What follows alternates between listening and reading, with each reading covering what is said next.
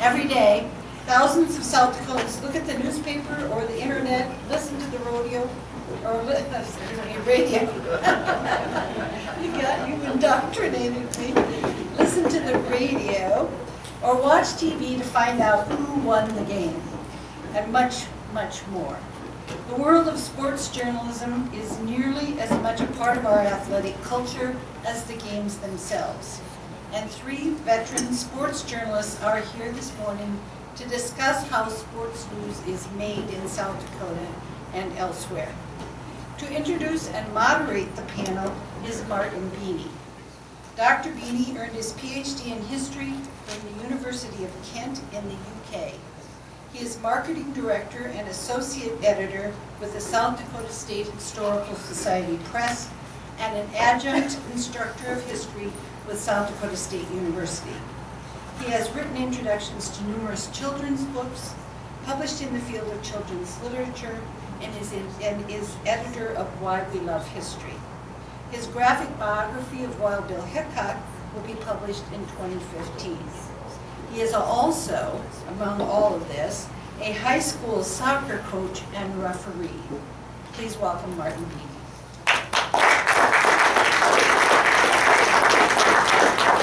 Thank you, Nancy. Gentlemen, do you want to take a seat? Sure. We'll go from there. Whichever you wish. Thank you, Nancy. Yeah. I'm going to take a few moments, introduce the gentleman to my left, so that we all know who everyone is. Then we will open it up to each of them in turn to say a few words about their experiences as journalists covering sports in South Dakota and further afield. After they've had their chance to engage us in that manner, I'll probably have a few questions for them myself, and then hopefully you guys will have plenty of questions brewing as well, and we'll certainly take a chance to interact with those as well. As Mel said, I think all 3 of them will be extremely happy to pass on their own answers to your questions. First of all, to my left is Mel Antonen. We were fortunate enough to meet him yesterday, but I'll give you the bio again, just in case you missed it. Mel graduated from Augustana College, began his career in journalism with the Sioux Falls Argus Leader, covering sports, agriculture, and politics. From there, he became a baseball reporter, working for USA Today for 25 seasons. Today, he writes for SI.com, does baseball analysis for MASN TV, covering Nationals and Orioles, and on Sirius XM Radio, a network with 25 million subscribers. To his far left, not quite in order, but that's okay, is John Papendick. John's career in journalism spans 35 years, the last 25 of which have been at the Aberdeen American News, where he is the managing news sports editor. The Bridgewater, South Dakota native and South Dakota State University graduate. Maybe we should have had that as the sponsor for this. There you go. Yeah. He's published in magazines, books, and newspapers across the nation. And in 2002, John and his sports staff at the American News produced an award-winning special section featuring all of the high school state champions in South Dakota from 1907 to 2002. And if you are interested in high school sports at all, that is a extremely valuable resource. Last but certainly not least, because he's sitting in the middle, which helps that, but not least, I suppose, is Mike Henriksen. And when Mike talks, many of you, I think, will instantly know who he is from listening to his voice as the voice of high school basketball at the state tournament. Mike has been covering sports in South Dakota for over 30 years.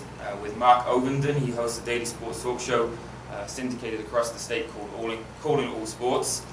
He also hosts Sports Max, a weekly sports interview show. As I mentioned, he's been broadcasting high school basketball championships for about 11 years now, and he's a member of the board of directors for the South Dakota Sports Hall of Fame. He's also been named the 2011 South Dakota Sportscaster of the Year by the National Sportscasters and Sports Writers Association. That is our distinguished panel. I feel slightly in awe because my journalism career ended when I was about 14, and I was sending in reports of our soccer games to the local newspaper, and I think the editor finally cottoned on to the fact that one particular young man was featured disproportionately in those reports.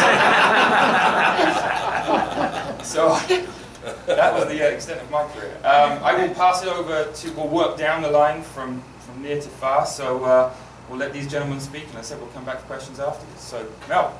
Wow, I'm batting leadoff today. Yes, you are. I've never batted leadoff before. Too slow and couldn't hit. Bad combination.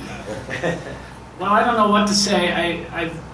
As I said yesterday, I'm a lifelong reporter, covering amateur baseball, calling in scores, and sometimes this business gets so hectic and so busy, and it's so time-consuming, Martin. I wish my career had gone the way yours did. But very lucky to be where I am first at USA Today, and then in the TV and radio business in Washington and SI.com. I had a great time covering sports and agriculture and politics in South Dakota. I had great memories doing such things as the Tyndall Relays in a very traditional track meet, the state baseball tournament, the state high school Class B basketball tournaments. I remember how excited I was. I never really got to cover a championship game, but I covered the 7th place game and the 5th place game, and I was totally in awe and totally excited. The biggest difference in journalism today, as opposed to when I started, is the medium and the platforms. There's so many more platforms now. I remember when I covered the Tyndall Relays, they were on a Friday, and we used to be able to take our time driving back to Sioux Falls on Friday night and then get up on Saturday morning and get the stories ready for Sunday's paper. Now if I were covering the Tyndall Relays and there was a race or a record, I would be tweeting it, and I would be putting it on an internet blog, and I would be getting the news out instantly. It is amazing how an old newspaper man like me has had to adjust to the social media and the immediacy of how we communicate journalistically. It's a fact of life. It's not always the best thing because it challenges accuracy, and there can be some issues with it. But basically, the platforms have changed so much that's the most impressive thing that I can say about it. But reporting on the major league level or on the South Dakota level, it's still the same. Who, what, where, when, and why. And you always have to picture when you're a reporter. I remember coming home from basketball games and talking to my mom or to my dad, and I would tell them what was going on in the basketball game. And that's basically what a reporter does. You have to pretend that you're going to a coffee shop or going to a person that doesn't know exactly what's going on or who wasn't at the game, and then you tell them what happened. And whether you're doing that in a one-on-one conversation, or if you're doing that for a newspaper story or an internet story or in the radio, that's basically what you're doing. And it's very important for reporters to remember that they're reporters. That's the most important thing. That's the thing we're losing in journalism today. There's so many people who are in love with their opinion, and there's so many people who are in love with a political slant that they forget the importance of reporting. And I'll just make this one comment. It's very important, obviously, to understand how all the platforms are changing.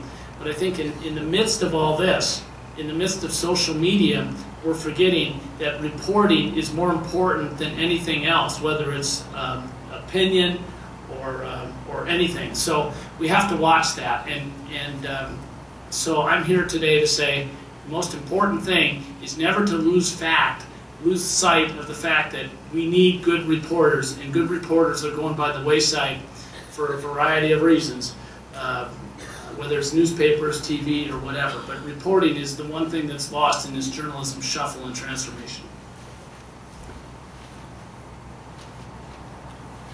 Antonen says reporters suck. Let me respond. That's what it is. That's exactly. No concept. He doesn't ask me any questions. Just blows it out of proportion. Right. There you go. That's today's today's media. By the way, Martin, my journalistic career ended when I was 14 too, because I got into radio.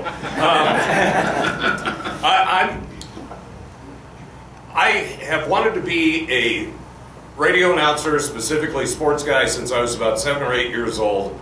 I have the greatest job that I could ever imagine. Over the course of the years, your dreams change, and you know, I wanted to be the play-by-play voice for the Huskers because I grew up in Nebraska. I left there when I was 17 because, you know, I realized I was free to go.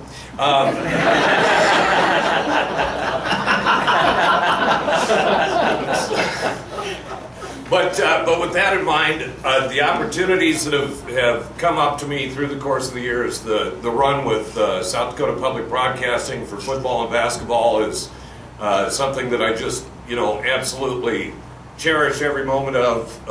Hosting a sports talk show, a couple of them now, one that's live, one that's more long-form interview that I took over for the late Tom Maxwell. I'm absolutely blessed and enjoying the devil out of it, and Mel made all the really important points. So don't say that. but no, that's essentially, that's a little bit. I'll be happy to take questions and that sort of thing. And by the way, I have gotten by through the course of the last several years, thanks to the internet, stealing stuff from John Papendick. So